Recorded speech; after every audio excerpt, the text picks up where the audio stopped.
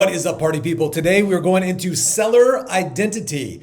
You may have heard of this, that the strongest force in the human psyche is for a human being to remain consistent with how they see themselves. And so that's why sometimes they're stuck.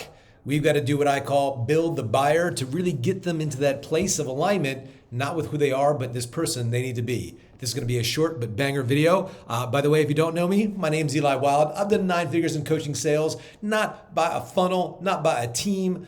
I don't take credit for my clients. I coach this company like Salesforce.com, $9 billion a year. It'd be dumb if I took credit for my clients' numbers. I've personally done 9 figures in sales, and I'm continuing to do the thing. I'm still in the game just like you. And so what do we have for you today? Identities.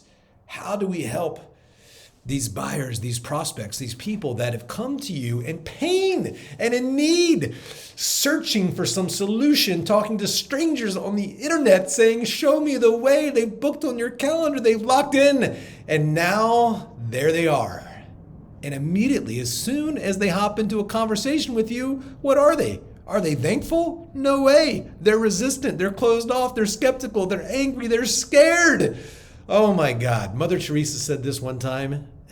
All communication is either 1, a loving response, or 2, a cry for help.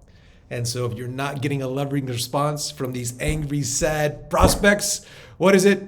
It's a cry for help. But sometimes a cry for help doesn't sound like a cry for help. So how do we, first of all, not get triggered?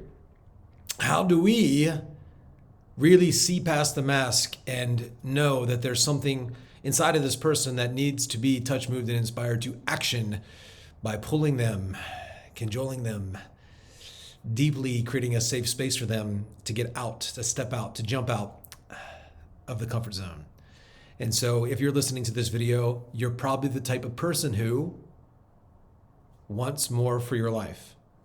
So right there, that was subtle. So this is about creating identities. And so what was the first thing I just did right there? That was a label.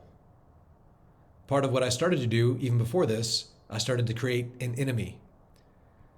But before we go off into influence land, let's keep this video really tight.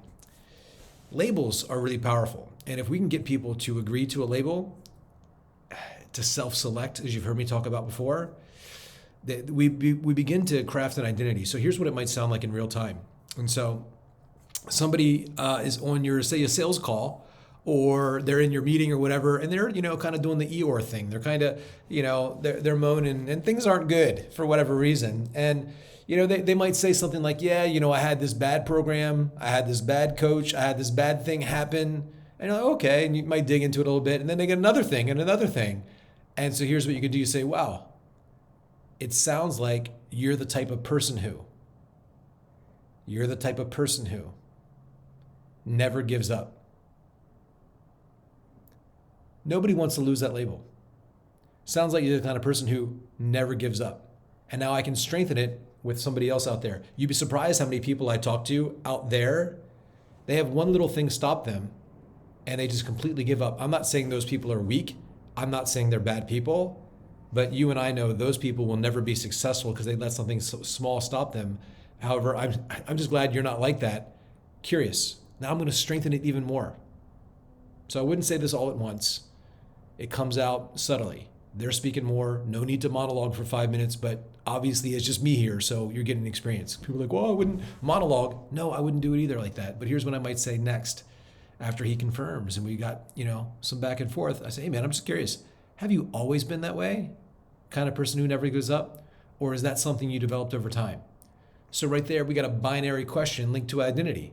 Have you always been this awesome person who continues to do things despite their past? Or is that something you developed? Either way, they're further agreeing that they are that type of person. And on a sales call, why do I want people to agree they're the type of person who doesn't let anything stop them from moving forward? Because I'm going to make them an offer and they're going to want to stop themselves from moving forward because that's naturally what human beings do. However, we've been consistently reinforcing that identity, and now it's harder for them to get out of this identity. There's something in the mind called recency bias. And so they recently committed to this identity. Now, They might have been a not committed person most of their life, but in this conversation, I reinforce this feeling that they have about being this person, and they've been edified to be that person. And the level of relationship that I have with me is usually pretty good at this point.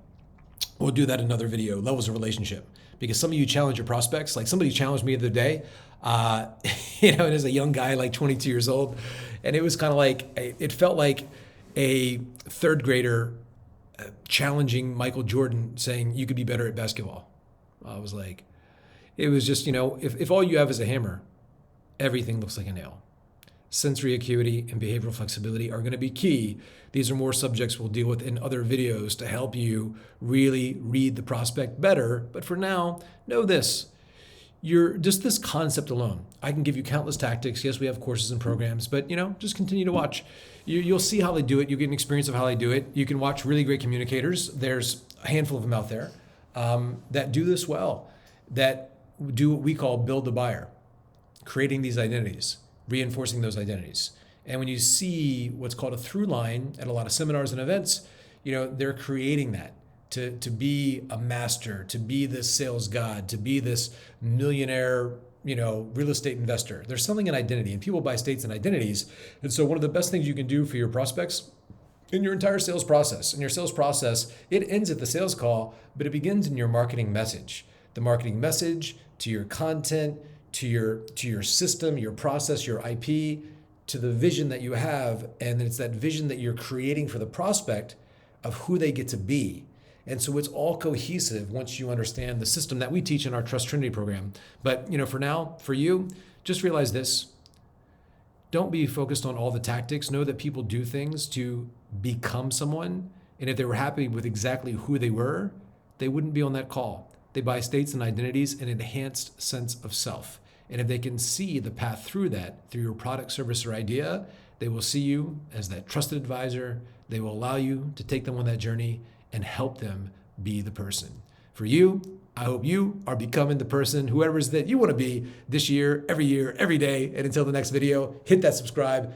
Give me a question or a comment or ask me anything, and I'll create more videos on the thing. But that's it for now. See you later. Bye-bye.